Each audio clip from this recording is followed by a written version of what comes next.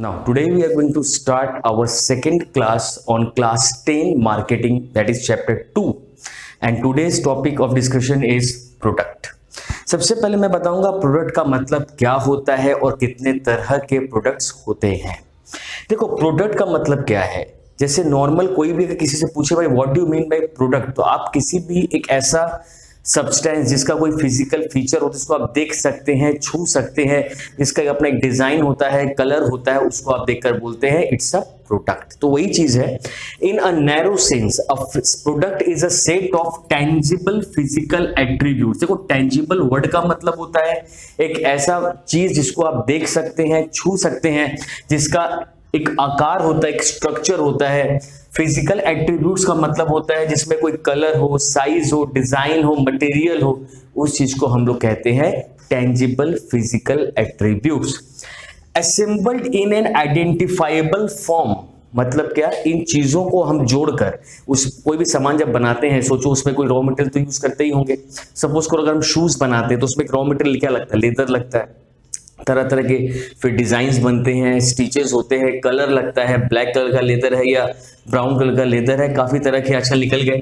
तो कहने का मतलब है इनको असेंबल किया जाता है। तो मीन्स मटेरियल को, कलर को, साइज को, डिजाइन को और भी बहुत सारे फीचर्स को वगैरह को हम क्या करते हैं, एक साथ इकट्ठा करते हैं, करके एक प्रोडक्ट तैयार करते हैं जिसमें ये सारी फिजिकल एट्रीब्यूटेबल चीजें हमको दिखती हैं, मीन्स टेंजिबल हैं। और ये चीज बनाकर हम क्या करते हैं, सेल एज ए सेलर हम कंज्यूमर्स को ऑफर करते हैं खरीदने के लिए। तो ये तो हुआ प्रोडक्ट का एक डेफिनेशन जो हम लोग कोई भी आम इंसान जानता है। लेकिन ब्रॉडर सेंस में प्रोडक्ट इज मोर देन, मतलब प्रोडक्ट इससे कहीं ज्यादा है। खाली बोलते हैं कि हर वो सामान जिसमें फिजिकल एट्रीब्यूट होता है वो प्रोडक्ट होता है, वो बात सही है, लेकिन इसमें और भी कुछ चीज ऐड करनी है। क्या? A product consist of value added. देखो, जब एक प्रोडक्ट तैयार होता है उसमें एक पैकेजिंग भी लगता है, ऑब्वियसली एक प्रोडक्ट का एक ब्रांडिंग भी होता है जिससे हम समझ पाते हैं किस कंपनी का ये सामान है।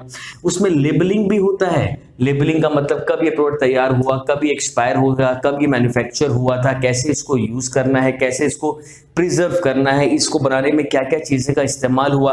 तो लेबलिंग से हमको वो सारी इंफॉर्मेशन मिल जाती है जो एक कस्टमर्स को चाहिए। साथ ही साथ कलर है और भी काफी सारे फिजिकल चीजें होती हैं जो उसके साथ जुड़ी रहती है। तो वो सब भी इस प्रोडक्ट का वैल्यू को क्या करती हैं, बढ़ाती है। ये सब चीजें भी उस प्रोडक्ट की वैल्यू को क्या करती हैं, बढ़ाती हैं। तो खाली फिजिकल एट्रीब्यूट्स को ही खाली प्रोडक्ट का फीचर्स नहीं कहा जाता है, इन चीजों को भी ऐड किया जाता है और इसे कहते हैं product is a set of tangible and intangible attribute. तो इसीलिए प्रोडक्ट को पूरा अगर डिफाइन करें तो सेट ऑफ टेंजिबल भी आएगा and set of intangible features भी आते हैं जो हम लोग ऑफर करते हैं। जैसे सोचो, इंटेंजिबल वर्ड क्यों यूज किया, जिसको आप देख नहीं सकते, छू नहीं सकते। तो आपके मन में आएगा सर लेबलिंग से क्या होने वाला है, ब्रांडिंग से क्या होने वाला है। लेकिन एज ए सेलर अभी आप सोचो बैठे बैठे भी घर में कि एज ए बायर इन चीजों का कितना इंपॉर्टेंस रहता है while selecting a product to purchase. तो जब भी आप परचेज करने जाते हैं तो इन चीजों का भी वैल्यू बहुत ज्यादा होता है। मेरे ख्याल से आजकल के टाइम में तो ब्रांड ही सबसे बड़ा वैल्यू हो गया है, कलर हो गया है, लेबलिंग हो गया है। एक चीज जब अट्रैक्टिव हो जाता है तो उसका जो वैल्यू होता है वो ज्यादा बढ़ जाता है। Customers are more induced and attracted to purchase that commodity. तो इसीलिए product is only a set, not only a set of physical attributes tangible, but it also includes the intangible physical attributes which are offered by the seller to the consumers। अब आता है आपका types of product. देखो, product दो तरह के होते हैं तो आपको समझ में आ जाएगा, एक कंज्यूमर और एक इंडस्ट्रियल। देखो, कंज्यूमर गुड्स क्या होता है, कंज्यूमर गुड्स वो होता है जो फाइनली कंज्यूमर खरीदता है for their ultimate consumptions. They are not intended for the resale, मतलब उसको दोबारा बेचने के लिए कोई नहीं खरीदता है, तो इसीलिए इसको कंज्यूमर गुड्स कहते हैं। अब कंज्यूमर में तीन तरह के गुड्स होते हैं। One is the convenience goods. तो कन्वीनियंस गुड्स का मतलब होता है जो गुड्स आप फ्रीक्वेंटली परचेज करते हैं, जैसे ब्रेड, बटर, जैम, वाटर, ठीक है, मिल्क। ये सब क्या होता है, जो जरूरत की सामान है जो आपके सर्वाइवल या एग्जिस्टेंस के लिए आप रोज खरीदते हैं। रोज मीन्स हर 2 दिन में खरीदते हैं, सब्जियां खरीदते हैं, फल खरीदते हैं। तो ये सब होते हैं आपके कन्वीनियंस गुड्स। अब आता है शॉपिंग गुड्स। तो शॉपिंग गुड्स का मतलब होता है कि जो सामान आप मार्केट में जाके तो खरीदते ही हैं, तो शॉपिंग तो करना ही है, लेकिन एक काफी इंटरवल के बाद में अप्रोक्सीमेटली 4 महीने 5 महीने बाद आप गए, अपने लिए कपड़े खरीद लिए, अपने लिए शूज खरीद लिए, तो ये सब जो होता है वो होता है शॉपिंग गुड, जो आप फ्रीक्वेंटली हर 2 या 3 दिन में नहीं खरीदते हैं, आफ्टर अ लॉन्ग इंटरवल आप खरीदने की चेष्टा करते हैं। और उसमें भी क्या होता है ना, 10 दुकान जाएंगे, प्राइसेस को सिलेक्ट करेंगे, कहाँ पे अच्छा क्वालिटी का मिल रहा है, कहाँ पे सस्ता मिल रहा है, ये सब चीजों को ऐड करने के बाद जब आपको लगता है वहां से आप सामान खरीदते हैं, तो ये होता है शॉपिंग गुड्स। अब आता है स्पेशलिटी गुड्स। देखो स्पेशलिटी गुड्स का मतलब होता है एक पर्टिकुलर पर्पस के लिए जो गुड्स बना है और उसके लिए आपने काफी मेहनत की है, काफी दिनों से आपने पैसे जोड़े हैं, काफी अपनी सेविंग्स की है, ताकि उस चीज को आप अचीव कर सको या खरीद सको। जैसे देखो ज्वेलरी होता है, डायमंड ज्वेलरी होता है, फॉर द वुमेन होता है, क्या कैमरा गुड्स बोल दो, मतलब कैमरा वगैरह बोल दो, या गाड़ी वगैरह बोल दो, तो ये होता है स्पेशलिटी गुड्स। इसके लिए एक इंसान काफी एफर्ट लगाता है, काफी पैसे सेव करता है, काफी दिनों से प्लान करता है, उसके बाद जाके वो खरीदता है। अब आता है इंडस्ट्रियल गुड्स। क्या होता है इंडस्ट्रियल गुड्स? सुनना, goods which are purchased by the business firm in order to make product. देखो इंडस्ट्रियल गुड्स का मतलब भी होता है कैपिटल गुड्स, जिसको हम लोग खरीदते हैं दोबारा से उससे कुछ बनाने के लिए, फिर उसको ऑफर करते हैं सेलर को खरीदने के लिए। जैसे देखो रॉ मटेरियल, देखो रॉ मटेरियल आपको 2 तरह से मिलता है, एक नेचुरल फॉर्म में भी मिलता है और एक बनावट फॉर्म में। मतलब देखो नेचुरल मतलब जो शुगर है, अगर कोई इंसान का शुगर मिला है तो उसको शुगर केन चाहिए as a raw material to produce the sugar, तो शुगर केन उसको क्या मिला, नेचुरल फॉर्म में मिल रहा है। लेकिन जो इंसान कपड़े बनाता है, सो जो क्लॉथ बनाता है, तो क्लॉथ उसको क्या चाहिए, सूता चाहिए। सूता कहाँ से बनेगा, पहले कॉटन आता है, फिर उसको यार्न में कन्वर्ट किया जाता है, उसके बाद बनता है। तो कहने का मतलब है सबसे पहले किसी भी इंडस्ट्री को क्या चाहिए, रॉ मटेरियल। रॉ मटेरियल आपको 2 फॉर्म में मिल सकता है, one is the natural and the other is the form. ठीक है, नेक्स्ट आता है सप्लाईज। देखो सप्लाईज का मतलब होता है उन चीजों का हेल्प लेना जिसके बिना आप प्रोडक्शन कर नहीं सकते या मशीन्स वगैरह रन नहीं कर सकते। जैसे नट है, बोल्ट्स है, लुब्रिकेट ऑयल है, स्पेयर पार्ट्स है, जिसकी जरूरत आपको हमेशा पड़ती है for the manufacturing. Installation word का मतलब क्या होता है? देखो कई बार आप देखे हैं, मैं आपको सस्ता रास्ते पे आप कभी जाते हो, कोई ट्रक देखते हो, तो ट्रक का ना बॉडी आपको नहीं दिखता, सिर्फ एक ड्राइवर है जो ओपनली उसको रन करता है, उसको चेसिस बोलते हैं। कहने का मतलब क्या है, इंस्टॉलेशन का वर्ड का मतलब है कि बड़े बड़े मशीनरीज जो होते हैं वो पार्ट्स में आते हैं। पार्ट्स में आने के बाद क्या होता है, कोई कोई कंपनी करते हैं एक एक पार्ट बनाता है, हो सकता है पूरा प्रोडक्ट ना बनाता हो, तो एक जगह पे लाकर फिर उसको असेंबल किया जाता है। जैसे आप कंप्यूटर्स भी देखो घर में क्या करते हो, आप इंस्टॉल करते हो तो डिफरेंट डिफरेंट पार्ट्स आता है, सबको अलग से सजाते हो, असेंबल करते हो, इस चीज को बोला जाता है इंस्टॉलेशन।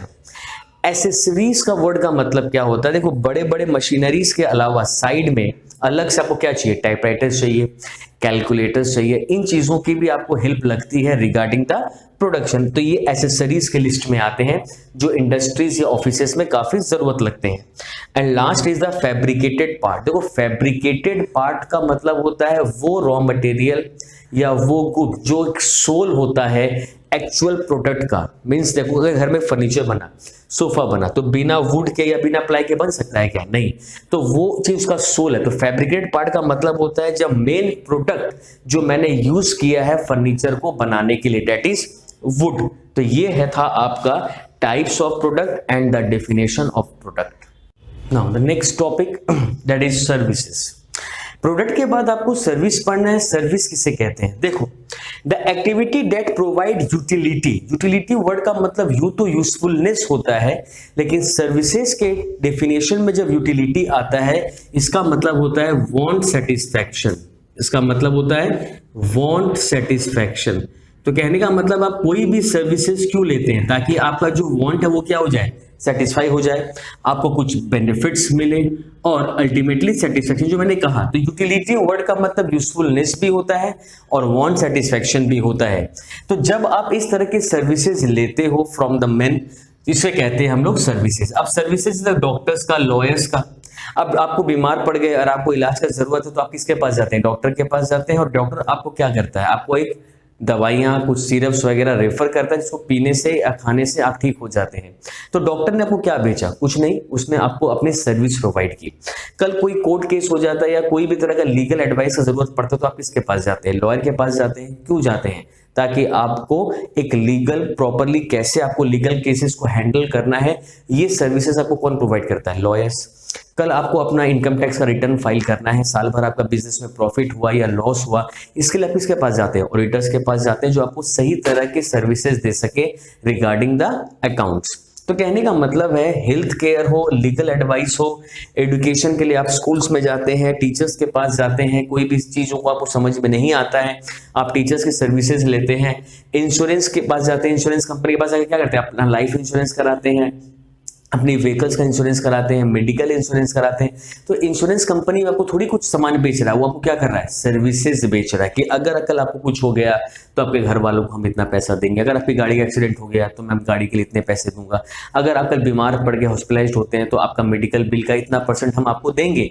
तो ये एक लोग प्रॉमिस बेचते हैं, सर्विसेज बेचते हैं और हम लोग वो चीज खरीदते हैं फॉर आवर सेटिस्फैक्शन। यहाँ तक कि बैंकिंग में भी देखो, बैंक में आप जाते हो, पैसा जमा करते हो, जरूरत पड़ता है तो आप लोन लेते हो, कभी कभी आपको अपने वैल्यूएबल आइटम जैसे सोना चांदी या कोई भी प्रॉपर्टी के पेपर रखने हो तो आप लॉकर्स का इस्तेमाल करते हो, आप एटीएम कार्ड्स वगैरह लेते हो। तो ये सब जो सर्विसेज आपको बैंक प्रोवाइड करता है, इसके बदले में क्या करता है? बैंक आपसे कुछ चार्जेस काटता है, लेकिन ये सर्विसेज आपको देता है, कुछ सामान तो नहीं बेचता। तो हर ये सेक्टर आपको क्या करता है? अपनी फैसिलिटीज को बेचता है, सर्विसेज को बेचता है, और जो आपको सेटिस्फैक्शन प्रोवाइड करती है, जो आपको बेनिफिट प्रोवाइड करती है, जो आपके लिए बहुत यूजफुल है, इसीलिए आप तो खरीदते हैं। इसीलिए कहा गया है सर्विसेज जो होता है इसको आप छू नहीं सकते, सर्विसेज को आप देख नहीं सकते, सर्विसेज को आप स्टोर नहीं कर सकते, because services are intangible in nature, means it can not be seen, touched और स्टोर्ड, लेकिन इसका एग्जिस्टेंस को आप फील कर सकते हैं।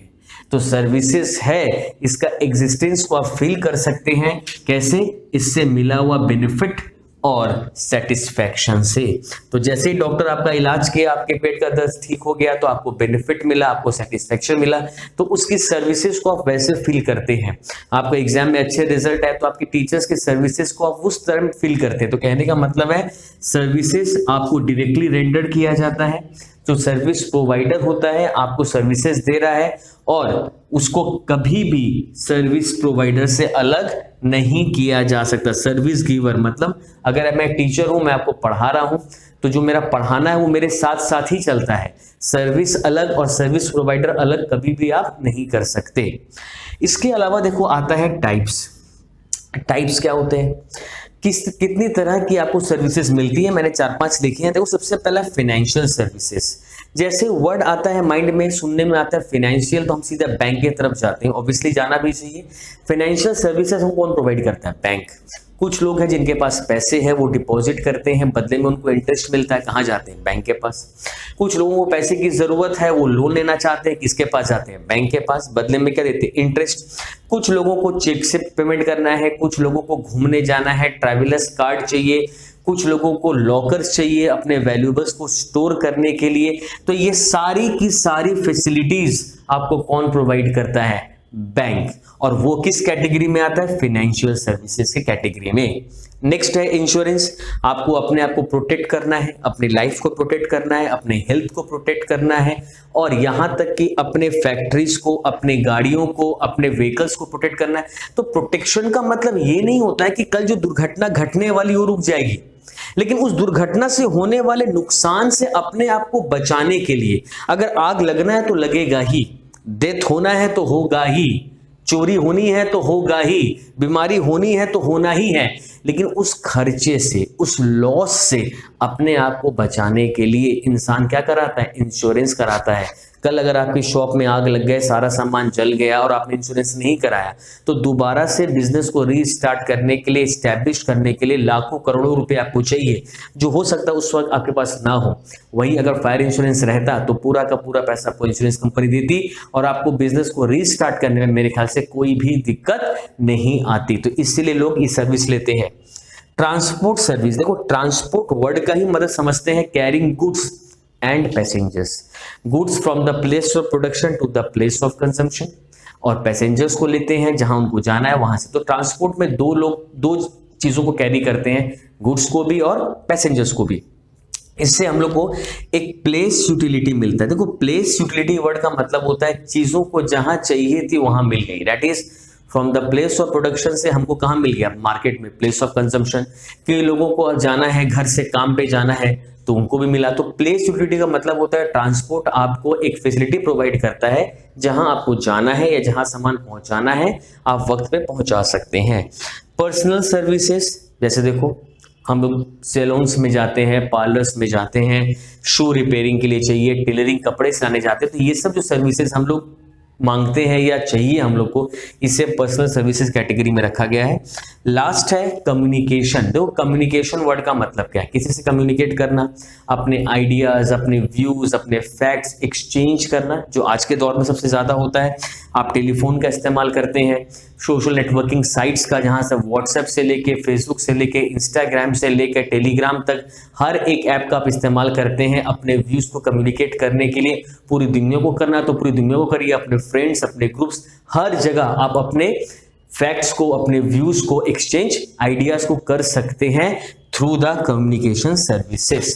तो ये थी आपकी सर्विसेज की definitions and type of services. इसके अलावा एक इंपॉर्टेंट क्वेश्चन इसमें और है, that is the difference between product and services, और वो चीज आप खुद लिख सकते हैं। जैसे देखो प्रोडक्ट को टेंजिबल बोला गया है, सर्विसेज को इंटेंजिबल बोला गया है। Product can be stored, services can not be stored. Product क्या होता है, ड्यूरेबल होता है, सर्विसेज ड्यूरेबल नहीं होता है। तो इस तरह की काफी चीजें होती हैं। प्रोडक्ट को क्या कर सकते हैं, आप अपने ओनरशिप कर सकते हैं, खरीद सकते हैं, तो उसके मालिकाना का आपके पास होता है। सर्विसेज को आप कभी भी ओन नहीं कर सकते। तो ये सब चीजें होती हैं regarding the difference of product and services. Now the last topic of today's video is marketing research. देखो मार्केटिंग रिसर्च होता क्या है, मैंने पहले भी वीडियो में थोड़ी सी बातें मार्केटिंग रिसर्च को लेकर बोली थी, मैं फिर बोलता हूं।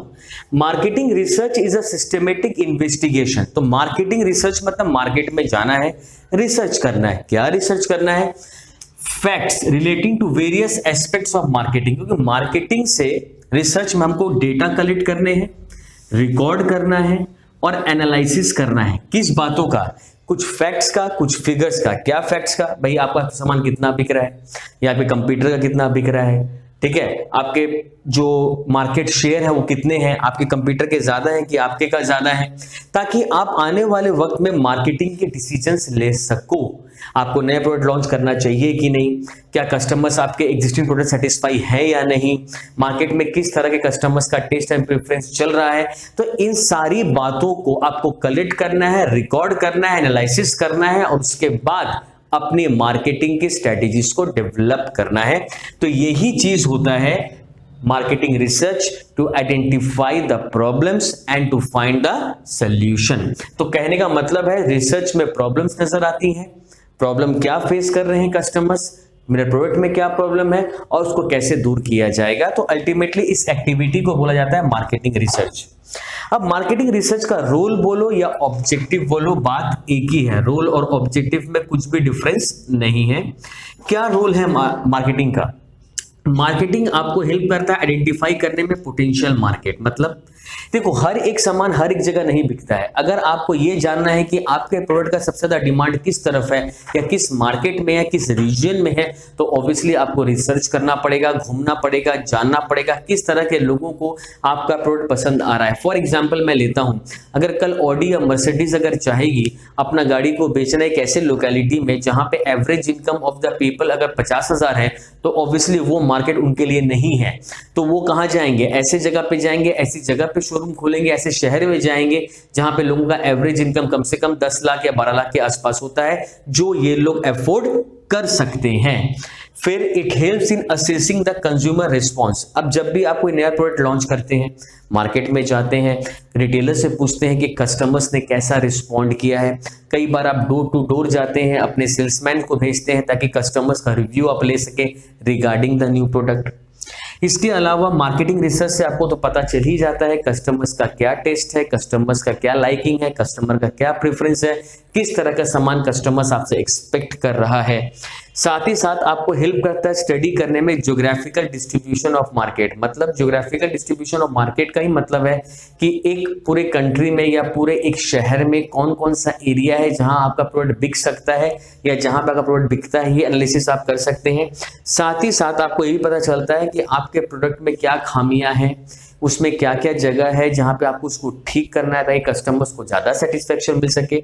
साथ ही साथ आप एक्सप्लोर कर सकते हैं मार्केट में कौन से नए तरह के सामान आए हैं जो हम भी बना सकते हैं और अपना प्रॉफिट कमा सकते हैं। इसके अलावा जो इंपॉर्टेंट पार्ट और लास्ट पार्ट है आपके लिए वो है मेथड्स। तो एक कंपनी अगर उसको मार्केटिंग रिसर्च करना है तो वो कौन कौन से मेथड्स अपनाएगा। सबसे पहले है कंज्यूमर रिसर्च। सबसे पहले जाओ मार्केट में, कस्टमर्स के टेस्ट को जानो, कस्टमर्स के प्रेफरेंस को जानो, कस्टमर्स के नीड्स को जानो, कस्टमर किस तरह का सामान पसंद करता है, किस ब्रांड का सामान पसंद करता है, किस वैरायटी का सामान पसंद करता है, किस फीचर्स को एक्सपेक्ट करता है। ये चीजें होती हैं कस्टमर रिसर्च के अंदर। अब आता है आपका प्रोडक्ट रिसर्च। प्रोडक्ट रिसर्च में आप क्या देखते हैं? प्रोडक्ट रिसर्च में आप देखते हैं भाई आपके सामान में क्या क्या फीचर्स है, उसका डिजाइनिंग बोलो, उसका ब्रांडिंग बोलो, एवरीथिंग कहाँ आता है? प्रोडक्ट रिसर्च में आता है कि आपका मार्केट में सामान कैसा चल रहा है, आपके सब्स्टिट्यूट गुड्स कैसे बिक रहे हैं मार्केट में, कैसा रिस्पॉन्स रहा है मार्केट में कस्टमर्स का। मार्केट रिसर्च में तो आपको खाली इंफॉर्मेशंस गैदर करने हैं regarding the taste and preferences of the market, अलग अलग मार्केट और आपको एक्सप्लोर करने हैं जहां आपका प्रोडक्ट बिक सकता है। और फाइनली है प्राइसिंग रिसर्च। देखो प्राइसिंग रिसर्च का मतलब क्या होता है कि आप अपना सामान किस दाम पर बेचेंगे, उसके लिए आपको अपने कॉस्ट को देखना होगा, साथ ही साथ ख्याल रखना पड़ेगा आपके कंपटीटर का दाम कैसा है, प्राइसेस कैसे हैं सामान के, ताकि आप उससे ज़्यादा प्राइस ना चार्ज कर लो, कोई कस्टमर्स आपके सामान ना खरीद पाए। तो आप कई तरह के प्राइसिंग स्ट्रेटजीज को अपनाते हैं। कई बार आपने सोचो का प्राइस रख दिया, आप देख रहे हैं मार्केट में रिस्पॉन्स अच्छा नहीं है, तो आप क्या करते हैं? अपने प्राइस को अल्टरनेट कर देते हैं, नया प्राइस फिक्स करते हैं, नए फीचर्स के साथ कुछ नया ऐड करते हैं। तो ये होता है प्राइसिंग रिसर्च। तो ये था आपका मार्केटिंग रिसर्च। और जो सेकेंड टॉपिक था हमारा regarding the product services and research comes to an end.